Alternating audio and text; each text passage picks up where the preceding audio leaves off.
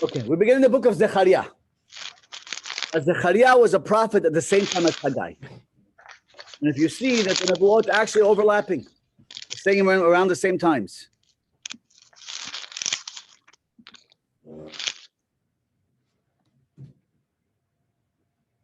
This Nebuah is B'chodesh Hashmini, B'shnat Shtayim L'Daryavish. What's Chodesh Hashmini? What's the 8th month? What? No? Cheshvan. Right? The month of Cheshvan. B'shnat Shtayim L'Daryavish. 2nd year Daryavish. So it's actually before the second Nebuah of Haggai, which was in Kislev. Right? Vayadavar Hashem et Zecharia. The Nebuah comes to Zecharia ben Berachia ben Ido. Zecharia, who was the son of Berachia and the son of Ido. Now, if Navi mentions the father and grandfather's names, that means they were also Nevi'im. Both his grandfather and his father were both Nevi'im. Now, this is definitely Ido that was in Beit Rishon, and clearly the different Zecharia that was killed in the Bet HaMikdash in Beit Rishon, because this is the beginning of what? Of the second Bet HaMikdash. So this is a couple hundred years later. Now, Rashi says, the Nebuah of Zecharia setumahi me'od, meaning satum, it's not clear. Ki yesh ba mar'ot domot lechalom, because it's a lot of visions that are found in Nebuah, similar to dreams. Hanitan lepitaron, which is open to interpretation. Ve'en anu yocholim la'amod al amitat pitrono, we can't know for certain what the meaning behind the Nebuah is. Ay yavo moreh tzedek, until really Mashiach comes and tells us the clarity of the Nebuah. You know, after it happens, we'll see how exactly it fits in. But based on my abilities, I will try to explain the psukim.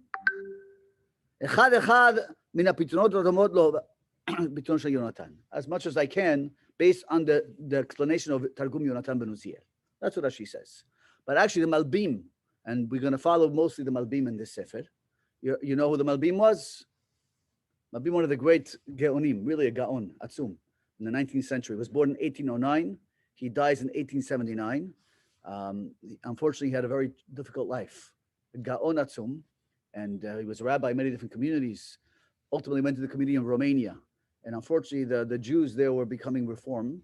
And they tried to institute changes in the curriculum, and the Sidur, and the Tfilah. They wanted to bring organs and orchestras, and like the Christians were doing, the Reform movement was moving, and he fought, with his full power against it. And unfortunately, they had him imprisoned until Moses Montefiore bailed him out. Moses Montefiore bailed him out, but on condition he leaves Romania. And he left, and even a new place where he was, he already had a reputation that he was in prison, and his life was very challenging. On his way to his last position, he actually dies. At 70 years old, he was sick and never made it to the last community he was supposed to become a rabbi in. But the tremendous Gaon who fought to maintain the integrity of Torah. Rabbi Meir. It was. So. His name was Rabbi Meir, no? Meir Leibush. Leibush. Yeah, Meir. If you call Rabbi Meir, I don't think he was known as Rabbi Meir in Europe, More like Meir Leibush, or Meir, yeah. Yeah. Let's learn. Okay, there's a little background. It's like this. Katzaf Hashem al avotechem katzef. Your father, Hashem got angry at your forefathers. And that's why he destroyed the first Bet HaMikdash. And this katzef, this anger is still here. Because why? Second Bet HaMikdash, the foundation has been laid, it hasn't been built yet. But yeah, we're still under Persian domain. We're still being persecuted by them. They're the ones who stopped the building the second Bet HaMikdash. So we still have, the anger is still here. V'amarta alehem. Komar Hashem Tzvaot. Hashem said, Shuvu elaynu Hashem Tzvaot. Vashu alechem. Amar Hashem Tzvaot. And he says to him, no longer, right? From now on, in the past, you had Nevi'im that would warn you and tell you you're doing the wrong thing and do tshuva. But from now on, it's dependent on one thing. Shuvu elaynu Hashem. If you return to me, Ashuv alechem. I'll return to you. But we have to start. And it's not going to come through Nevi'im on the outside telling us what we're doing wrong and rebuking us. But it's going to come from within. ואל תהיו כאבותיכם, don't be like your forefathers. אשר קראו עליהם הנביאים הראשונים, the earlier prophets called out to them, לאמור saying, כה אמר השם צבאות, this is what Hashem says, שובו נא מדרככם הרעים, repent from your bad ways, ומעלליכם הרעים, ולא שמעו, you weren't willing to listen, ולא הקשיבו אליי, נאום השם, you didn't listen to me. אבותיכם הייהם, who are your forefathers? Unfortunately, your forefathers were killed out. And because they weren't, the Beit HaMikdash was destroyed, Yerushalayim was charev. V'nevi'im hale'olam yichyu. Will prophets exist forever? Haggai is second to last prophet. Haggai, Zecharia, Malachi, the last three surviving prophets. Last three surviving Nevi'im.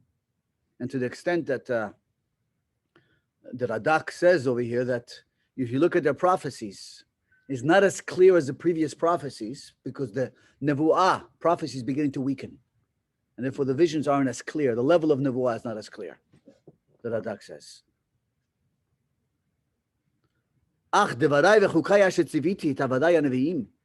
My words and the laws that I set forth, that I commanded the previous Nevi'im. Exactly what the Nevi'im said is going to happen. They were sitting in comfort and everything was beautiful and they weren't willing to change because life was good. The Nevi'im are warning them, it's not going to stay good. It's not going to stay like this. And what happened? Every word that they said didn't come true. And your forefathers admitted and they said,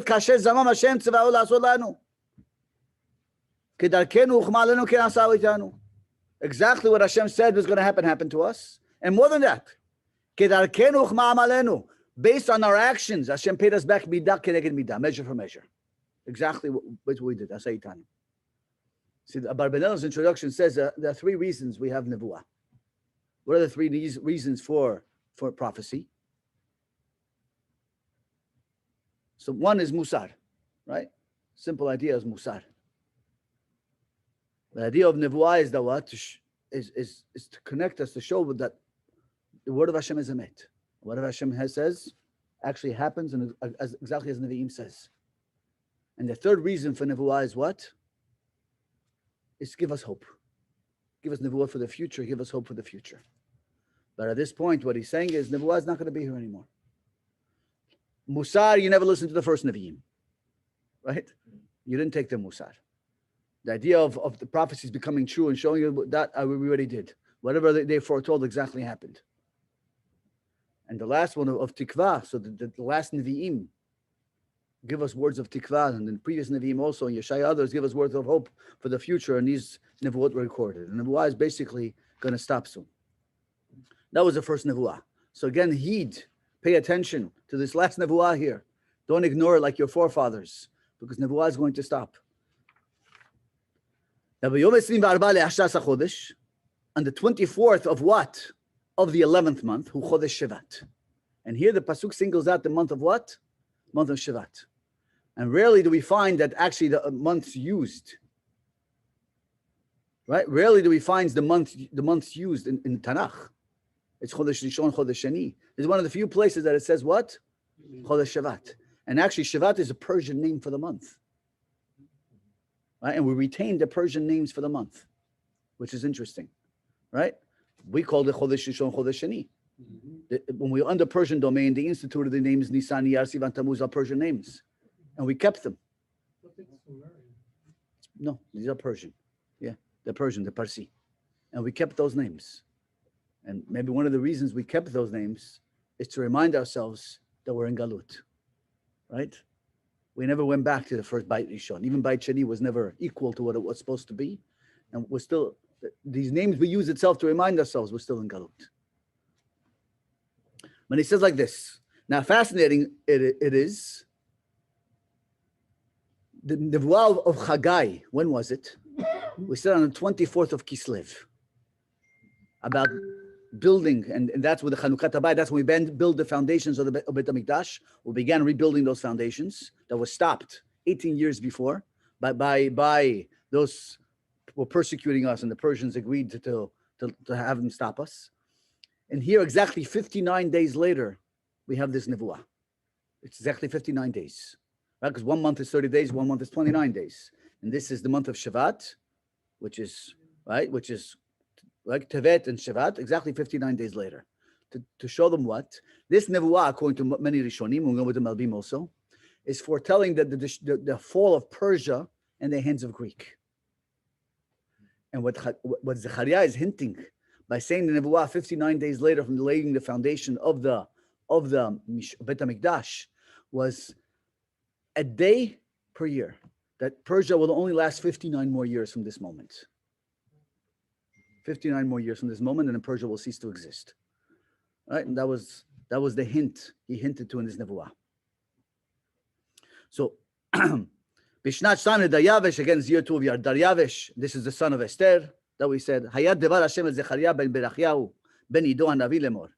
The word of Hashem came to Zecharia, who is the son of Berachiah, the son of Ido. We said there are also Nevi'im saying. Now this is the vision. Ra'iti halayla. I saw at night. V'hine ish rochev al sus edom. There's a man riding on a red horse. V'hu omed ben hadasim. And he's standing amongst the hadasim myrtles. The hadasim we use on Sukkot. Asher b'btzula, which are in the water, in the swamp. V'acharav, and after this horse, susim adumim, there were red horses. Serukim, many hold serukim is a lighter shade of red. Ulvanim, and white horses. This is the vision he sees. So the Malbim, Rashi similar, says this is a description of what? Of Alexander the Great. What's happening here? So the Malbim says that when a person sees a red horse in a dream that is running, is a siman of war. It's a bad siman. A horse that's red, which means they're coming. What is used in war is horses, which means the horse that's red, that's coming, which means the destruction and war is coming. Bloodshed is coming.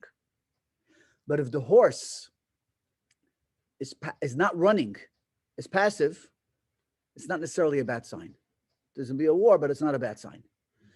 Or if the horse is a white horse, it's also a sign of shalom. Because horse also means hitnaseut, that you're elevated, a sign of a person of importance, rides on a horse, which means you're going to be elevated.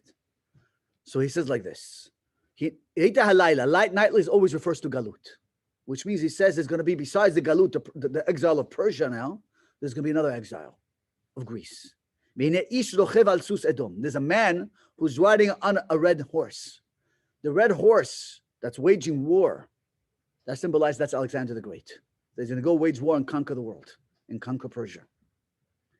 And the Ish that's riding, the Malbim says, on that horse is actually the Malach, the Sar, the angel appointed over Yavan, over Greeks, that is directing Alexander the Great to succeed in his wars. But he's standing amongst what? Amongst the Hadassim. What are the Hadassim? Hadassim are always a sign of tzaddikim.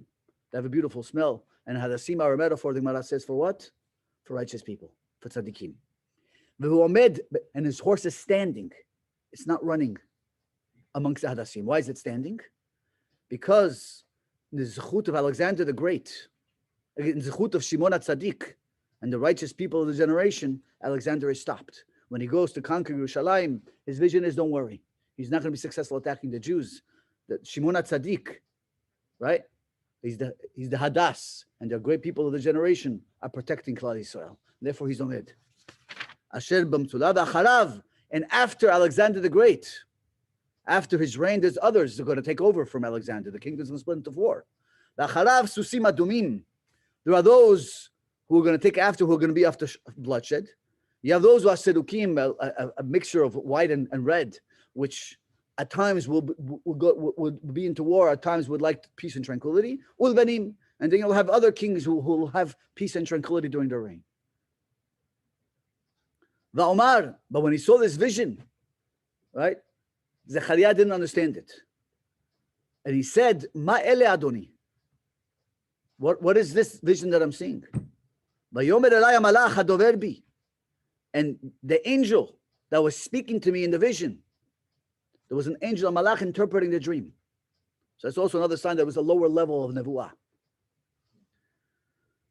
Ani areka mahem ha'eleh. I will show you what these things are. Vayan ha'ish ha'omed ben hadasim. And the man that was standing amongst the Hadassim. Vayomar, he says, Ele asher shalach Hashem litalech ba'aretz. These are what Hashem sent. What? Litalech ba'aretz.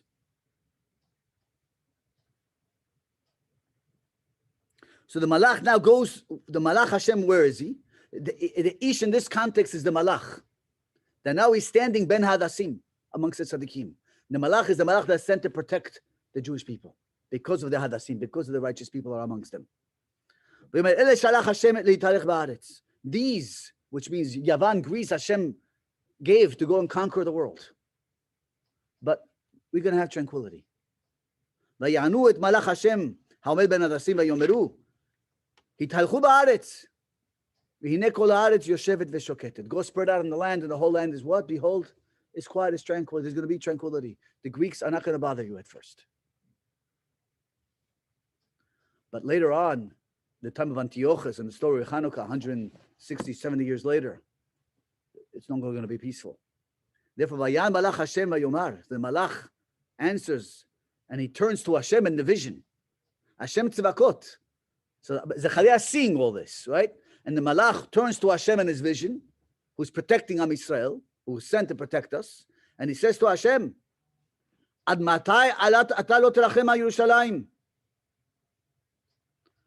Until when won't you have mercy on Yerushalayim?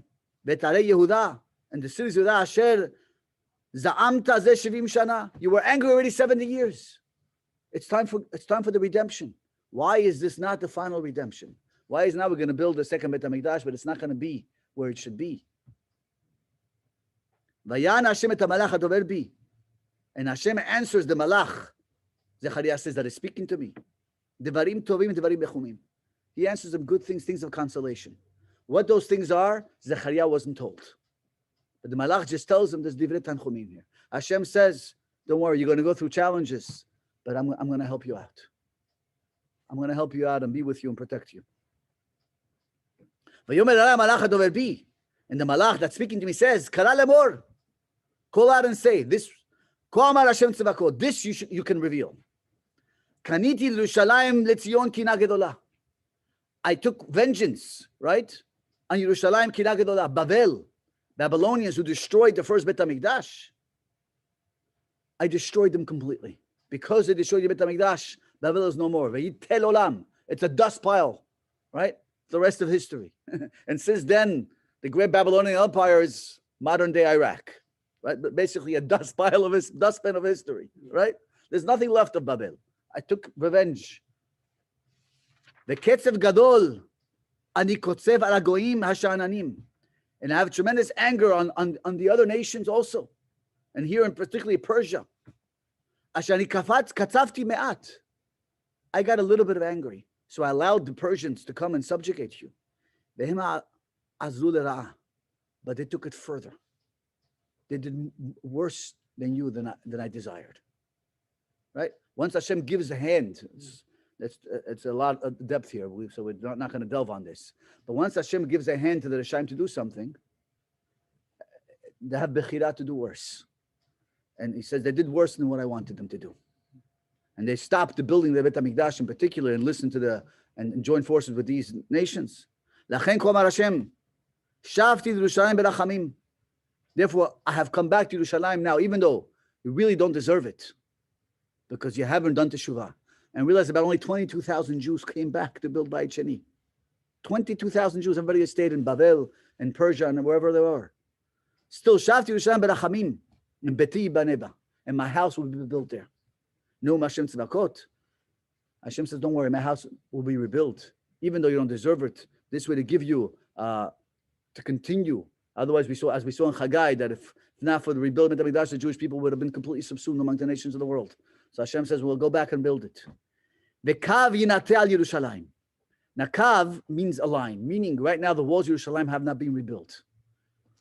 We're starting to build a Bet HaMikdash, but Yerushalayim hasn't been rebuilt. The walls haven't been rebuilt around it. Nehemiah, later on, is going to build the walls around Yerushalayim. And he says, V'kav Yerushalayim, which means the walls of Yerushalayim are going to be built. But that's the ktiv. That's the kri. The ktiv has an extra hey, which is read kava. And kava doesn't mean a line, but kava means hope. Which means if you do teshuvah, there's still hope that this Bet HaMikdash should be the final the final redemption. Kava. There's still hope here, but it's in your hands. And the last pasuk, Od kara lemor, Ko amar Hashem tzvaot. But another thing the Malach called out and said, this Hashem said to reveal to you, Zecharia. Ko amar Hashem tzvaot, Od tefutzena aray mitov. But one more time, when my cities in a state of tranquility will be scattered and dispersed, which means there's going to be another kingdom after Greece. And who is that? Rome, who will scatter the cities throughout. V'nicham Hashem od et Zion, but don't worry. Again in the future, Hashem will have mercy again on Zion. Ubachar od b'Yerushalayim, and will choose again Yerushalayim, and ultimately after the Roman exile, which we're still in, Yerushalayim will go back and be rebuilt. This is the first nevuah of Zecharia. So again, foretelling giving Musar in the beginning that are there and came back, and then giving the vision, foretelling that Greece is going to come take over the world. Don't worry, there'll be tranquility, at least in the beginning, the first 100 and some odd years, and even afterwards, when the Greeks rise up, Hashem is going to subjugate them until ultimately Rome will ultimately scatter the Jews. But Kava, there's still hope for that to happen, but it's in our hands. But unfortunately, we know what history, we know what happened, and unfortunately, it did happen because we didn't do our part. Okay. Rabbi.